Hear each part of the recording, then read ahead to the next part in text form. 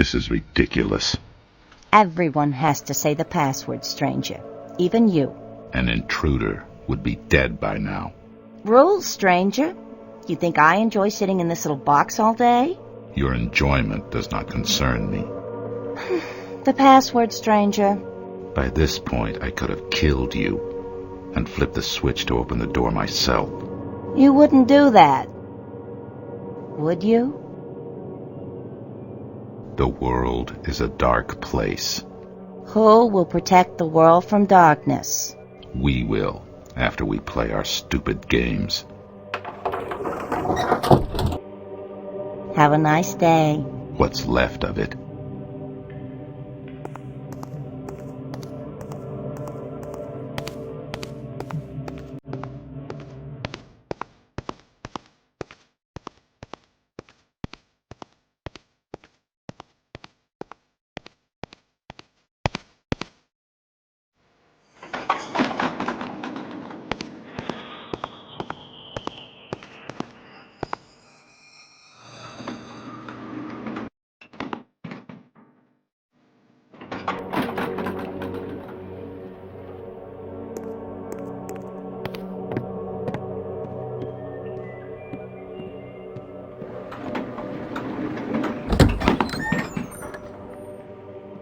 Ah, stranger, I have a somewhat personal request.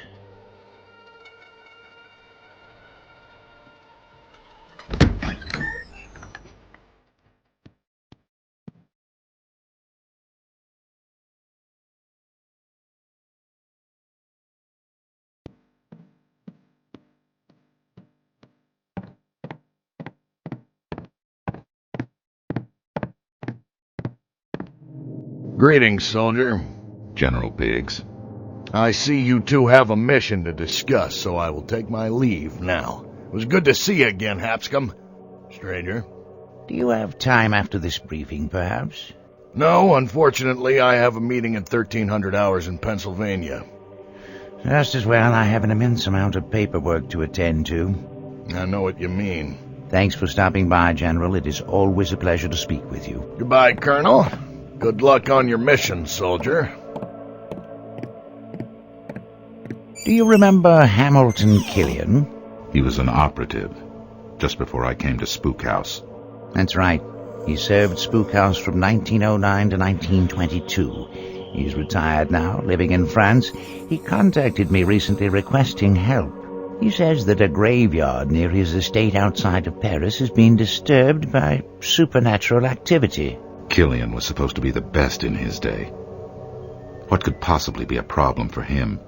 He didn't offer much detail in his letter, but apparently the phenomena occurring there are more than even he can handle. He's requested that I send Spook House's best monster hunter. Me. Who else?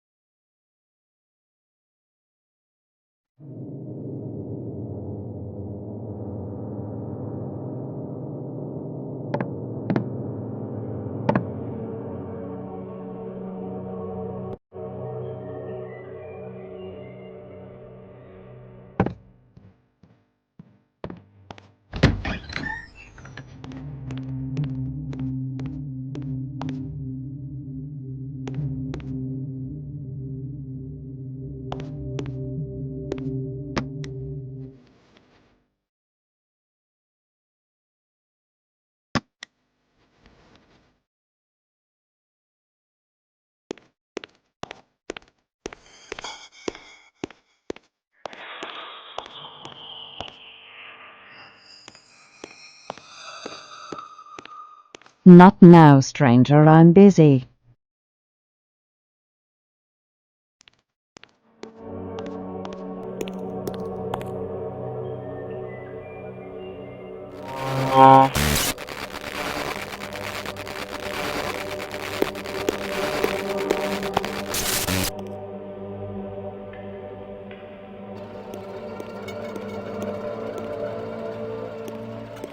I need some items for the undead, or demons.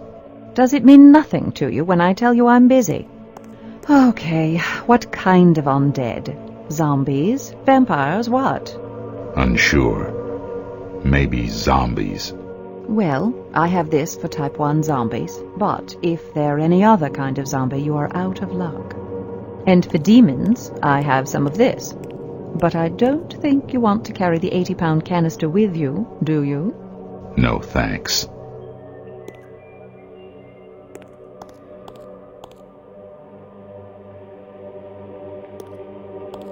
The mission is a request of Hamilton Killian. Killian? Oh, God. I knew him. I came to Spook House just before he left. He was scary. The most bitter man I've ever known. I think he was already insane by the time I met him. I'm sure you've heard all the stories.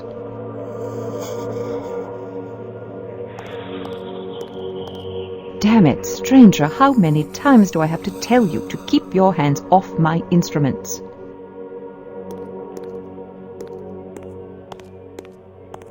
I've heard a lot of stories. I'd like to know the facts. Since you were here, maybe you can set the record straight. My first official task at Spook House was to find a cure for vampirism. The case subject was a pregnant woman named Emily Killian, Hamilton's wife. It was futile. When a vampire injects its venom into a human, the human's blood changes. There's no reversing it. It's like when a fire burns wood. You can't change the ashes back into wood. Emily only survived as long as she did because the vampire injected only a small amount of his blood into her. The transformation was slow. Unfortunately, by the time Hamilton brought her in, too much of her blood was tainted. There was nothing we could do. Hamilton knew this as well as any of the doctors.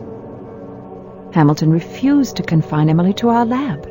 Oh, I can only imagine what he must have gone through, watching as she slowly turned into the thing he hated most. He blamed himself for the whole thing. Why did Hamilton blame himself? He went to London on a mission and took his wife along for a vacation afterwards. He had no trouble tracking down his target, a vampiress named Lady Ellen, who we thought was responsible for a series of vampiric murders in England. A couple of days later, his wife Emily disappeared. For 3 days, Killian and other Spook House agents hunted frantically for her, but they turned up nothing. On the third night, a London constable found Emily staggering, naked and confused, along the banks of the Thames. Physically, she was fine, except for a little hypothermia and some scratches on her feet from wandering barefoot. The only thing really wrong with her was that she had no memories of the prior 3 days. Emily healed remarkably quickly, and Hamilton and wife returned to their way of life. A couple of months later, Hamilton announced that his wife was pregnant. Then her cravings began. Pregnant women get strange cravings, but Emily's hunger was different. Hamilton denied his suspicions of the cause. And soon after, Emily began having horrible dreams that were actually memories of those missing days back in London. It took her some time to confide in Hamilton. When she finally told him, Hamilton pieced together the clues from her fragmented memory to reach the horrible, undeniable truth. Actually, this is quite a long story. Are you sure you want me to go on? Lady Ellen, the vampiress that Hamilton had killed, was the youngest and most beautiful bride of a 500-year-old vampire named Lord Nocturne. The ancient vampire exacted a malicious revenge. In exchange for his Lady Ellen, the vampire took Emily Killian. But instead of just killing her, the vampire designed his vengeance to be slow and insidious. He injected Emily with the fluids of his vampiric blood and his diabolic seed. He then returned Emily to Hamilton, and Hamilton, who hated monsters above all else, had to watch as his wife grew the seed of evil in her womb. She begged him to kill her, but he refused, even as he watched her become less and less human. A few weeks before she was to give birth, Emily Killian ceased to be human. Hamilton drove a stake through the heart of the woman he loved. As his wife died, so did most of Killian's soul. But that wasn't the end. The unborn vampire child did not die. Its supernatural vigor kept it alive, and even as it squirmed within its mother's dissolving belly, Killian destroyed it as well. His soul was gone after that. Nothing remained in his own heart. A week later, he disappeared. The next any of us saw him was several weeks later.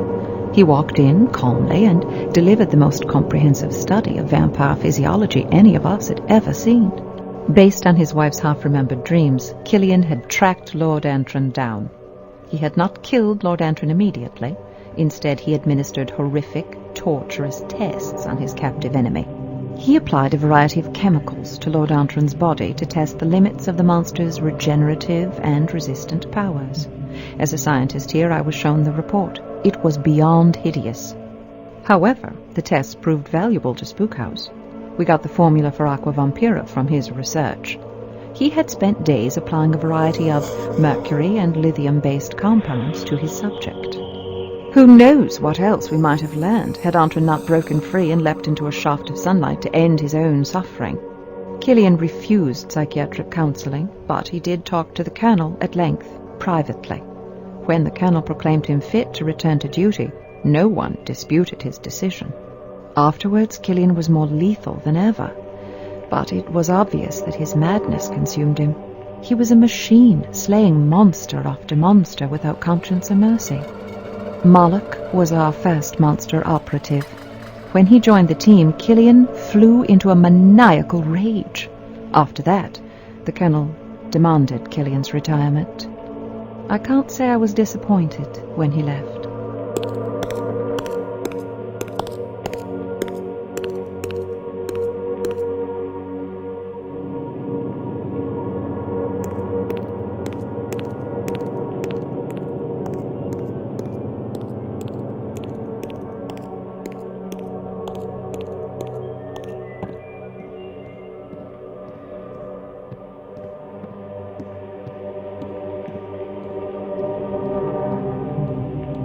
What's the objective? Have you heard of Hamilton Killian? Of course. Who here hasn't? I don't know much about him. He was Spookhouse's best monster hunter before the stranger and I got here. He took an early retirement or something. Apparently he had a nervous breakdown. His wife was killed by a vampire. He turned into a veritable killing machine afterwards. Pushed him over the top when Spookhouse allowed Moloch to join. Moloch. I've seen him on the bulletin board. Haystack talks about him sometimes. Says he was the biggest badass he'd ever seen. Misses sparring with him. He told me that being around Moloch made you scared, like he was emitting some type of evil energy. That's the one thing Haystack wanted to overcome most.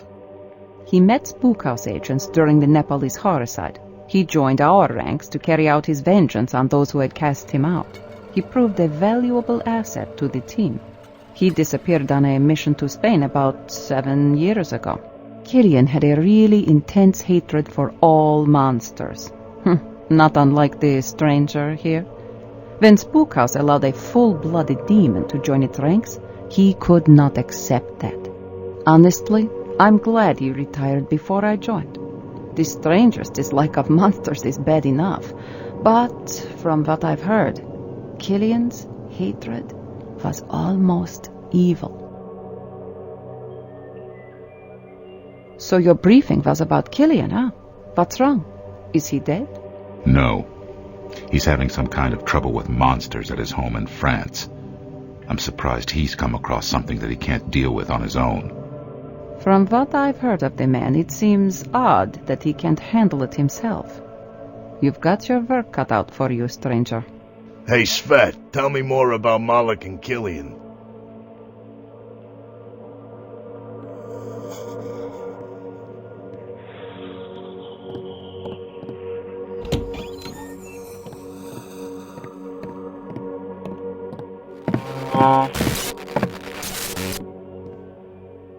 It is good to see you. A rare occasion, true, but good. For what purpose are you here, stranger? I'm going on a mission to assist Hamilton Killian. Killian? I haven't heard that name in some time. An unfortunate story behind that man. A dark spot grew in his essence. and it nearly consumed him. Strange that he should have to seek assistance.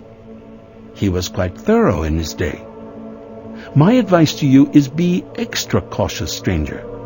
This must be a very dangerous operation. Now we need silence as I help Haystack mentally prepare for his mission.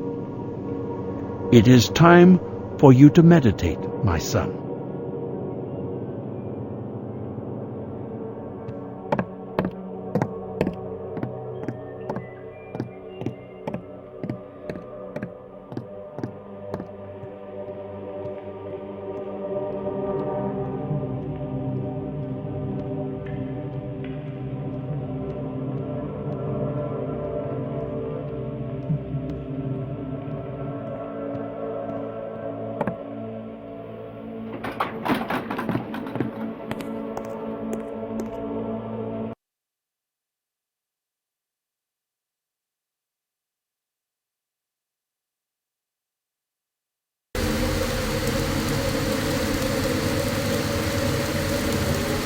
Welcome to my home. I'm glad I can still rely upon my old friends at Spook House. My name is Hamilton Killian. I hear I'm to call you Stranger. Yes. Colonel Hapscomb speaks highly of you. Well, it's nice to know that I'm remembered. The Colonel is a good man. So what's the situation? A couple of months ago, one of my groundskeepers disappeared without a trace. While searching the grounds, I found that some of the corpses in the nearby graveyard had risen. And smaller, imp-like demons were running rampant. I took those creatures down, but a couple of nights later, they returned, and their numbers had increased. I returned periodically to keep them in check. To my dismay, they began regenerating faster and faster. To be honest, going out night after night to deal with them was more of a nuisance than anything else. Now there are so many monsters that I fear for my property and my safety. As I said, I can take them down, but they just keep coming back. You might say that I'm at my wit's end. I hate to have this incident sully my image, but I gave up my grandiose monster hunting days long ago. The Colonel assures me that you are just the man to take care of my little problem. It won't be a problem for long. Splendid, old chap. I trust you will not be needing my assistance. I will remain here.